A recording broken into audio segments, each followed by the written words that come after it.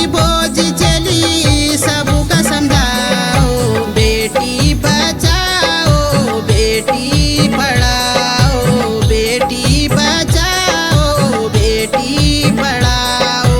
यो छन हमारा घर किसान, बेटी पढ़ली तब देश होले महान। बेटी बचाओ बेटी पढ़ाओ, मिली जुली बेर देश अखिल बढ़ाओ।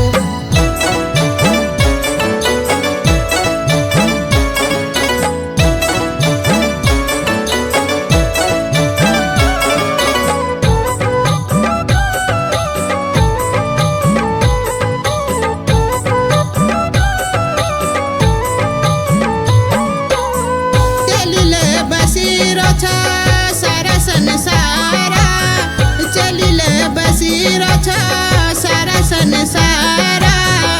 चली तो हुनी हमारे लक्ष्मी अवतारा, चलिले हुनी हमारे लक्ष्मी अवतारा। जो घर में चली हुनी